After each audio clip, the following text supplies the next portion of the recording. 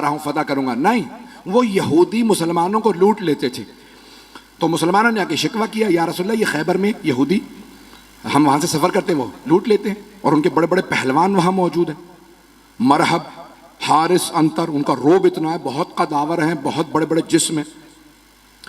तो उनका कोई भी, तो रसूल खुदा ने उनको खत लिखा, बाज आ जाओ, मेरे मानने वालों को आइंदा तुम्हारा खैबर का कोई यहूदी ना लूटे। तो एक मरतबा जनाबे सरवर कायनात ने दूसरा खत लिखा, वो फिर भी बाज नहीं आए।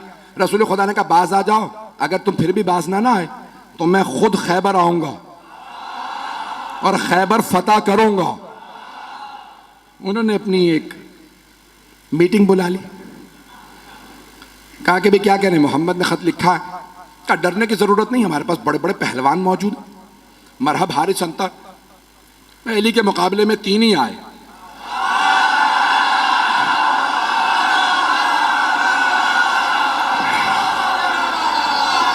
मैं मरहब, हारिस, अंतर की बात कर रहा हूं। तो अज़ान गिरामी जनाबे सरवर कायनात ने कहा 40 दिन में फतह करूंगा।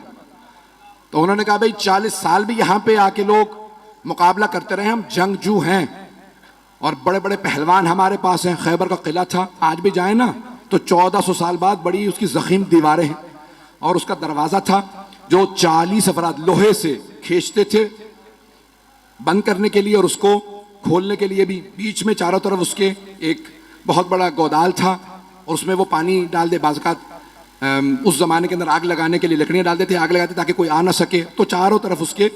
तो इस तरह से उन्होंने बहुत बड़ा वो किला बना रखा था। रसूल खुदा ने कहा 40 दिन में फतह करूंगा। सहाबा को लिया और फौरन आप चले गए खैबर के मकाम पे, फदक से थोड़ा सा और आगे खैबर का मकाम। तो आपने कहा भाई मैं खैबर फतह करने के लिए जा रहा हूं। सहाबा को लिया रसूल इस्लाम ने और खैबर पहुंच गए। पहले दिन एक सहाबी से कहा यह अलम है, ये है मजमा, ये फौज, जब तक जीत ना जाओ वापस ना आना। वो कुछ ही देर में वापस आ गए। रसूल खुदा ने कहा क्या हुआ? कहा या रसूलल्लाह मजमा रुका ही नहीं। रसूल खुदा ने मुसलमानों से कहा कि भाई क्यों नहीं रुके तुम? कहा या रसूलल्लाह ये झूठा है, ये पहले भागा था।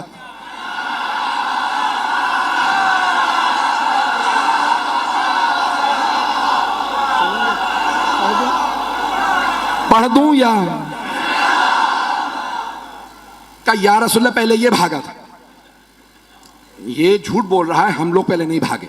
रसूल खुदा ने कहा खबरदार, कल दोबारा जाना, मोहम्मद की आबरू का मामला है, मैंने 40 दिन का वादा किया, जाओगे? उसने कहा या रसूलल्लाह ये अगर रुक जाए तो मैं तो लड़ने वाला हूं। पैगंबर ने दोबारा अलम दिया, फिर वापस आने के बाद फिर लड़ाई हो गई। पहले कौन भागा? पैगंबर इस्लाम ने कहा बहुत हो गया, कोई और जाएगा? एक और साहब ने कहा मैं चला जाऊंगा। उनकी रफ्तार ज्यादा थी।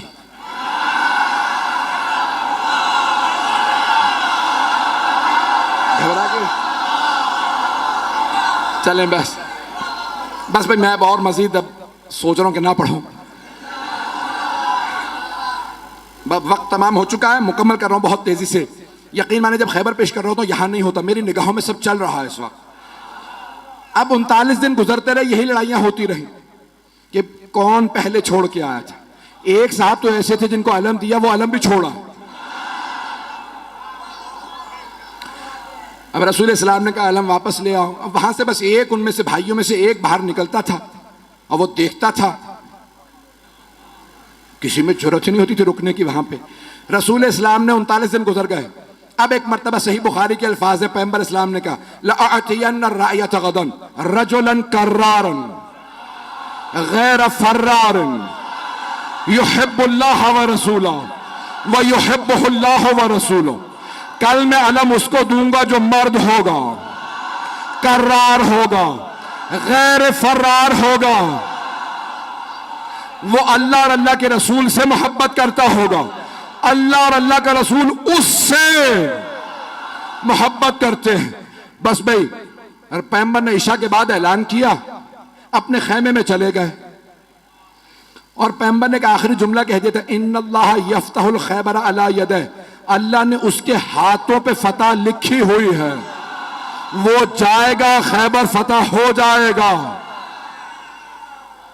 अब सारे सहाबा कह रहे पूरी रात नींद नहीं आ रही। एक सहाबी वो कहते हैं मुझे पूरी जिंदगी कभी शौक ही नहीं हुआ कि मुझे अलम मिले। कभी जिंदगी में शौक नहीं हुआ। उस रात इतना शौक था अलम मिल जाए कि मैं रात में सो नहीं पा रहा था। उनसे लोगों ने पूछा क्यों शौक था? क्योंकि पैगंबर ने फरमा दिया था, अल्लाह ने जिसे कल अलम दूंगा ना, अल्लाह ने उसके हाथों पे फतह लिखी हुई है, जाएगा और फतह करके आ जाएगा। वो कहते मुझे नींद ही नहीं आई, उठा पैगंबर के खैमे में गया, कहा या रसूल अल्लाह बस इतना बता दें क्या कल अलम मुझे मिलने वाला है या नहीं? पैगंबर ने कहा सुबह का इंतजार कर, सुबह बताऊंगा। या रसूल अल्लाह बता देते तुझे अलम नहीं मिलेगा, सो जाता। पैगंबर भी सस्पेंस में मार रहे हैं, सुबह का इंतजार करो। एक मर्तबा पैगंबर ने सारे सहाबा को फजर पढ़ाई और खेमे से बाहर नमाज पढ़ाने के बाद कहा नादे अलियन मज़हरल अजाइब। सारे के सारे सहाबा देख रहे हैं, अली तो मदीने में हैं, 100 किलोमीटर से ज्यादा का फासला। पैगंबर ने कहा नादे अलियन, जनाबे सलमान मदीने की तरफ बढ़े। जैसे ही उठ के चलने लगे जनाबे अबू ज़र उठे, जनाबे मिक़दाद, जनाबे अम्मार, ये हैं रसूल के 4 यार।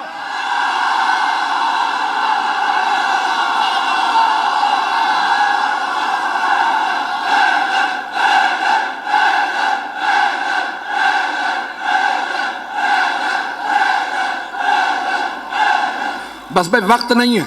जैसे ही ये चले ना तो सब के सब कह रहे हैं अली तो मदीने में है, देखा सामने से गर्द उड़ रही है। अब मैं क्या करूं कि अली घोड़े पे आए तो अल्लाह घोड़े की सुमों की कसमें खाए, घोड़ा तेज तेज सांस ले तो अल्लाह घोड़े के फर्राटे भरने की कसमें खाए। वहां से जनाबे अमीर आए, यहां पे जनाबे सरवर कायनात ने कहा मेरा भाई अहलन व सहलन, खुशामदीद, गले लगाया। पैगंबर इस्लाम से जनाबे अमीर ने इजाजत ली, या रसूल अल्लाह अकेला काफी हूं। तवज्जो का नहीं, लश्कर जाएगा। तवज्जो का लश्कर जाएगा। मैं बहुत सोचता था कि पैगंबर भी जानते हैं ये पहले जाके आ चुके हैं, अब जाना क्यों जरूरी था?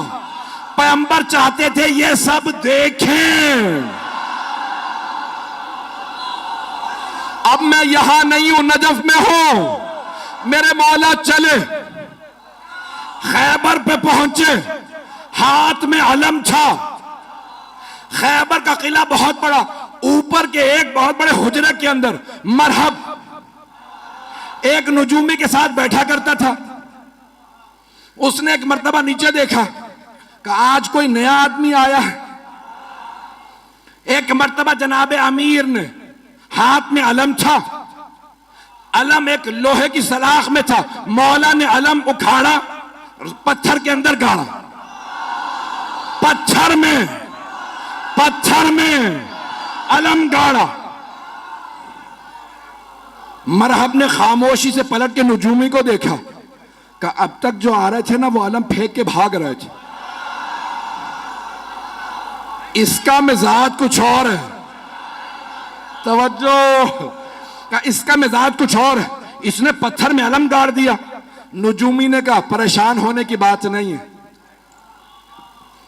एक बुर्ज है, जब वो उस सितारे के सामने आता है ना तो लोहे के लिए पत्थर मोम हो जाता। कमाल इसका नहीं है, उस बुर्ज का है, वो उस सितारे के सामने है, इसलिए लोहे के लिए पत्थर मोम हो चुका है।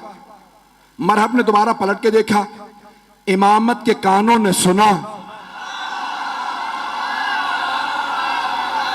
मेरे मौला ने अलम उखाड़ा, फिर अलम गाड़ा, फिर अलम उखाड़ा, फिर अलम गाड़ा। जब 9 मरतबा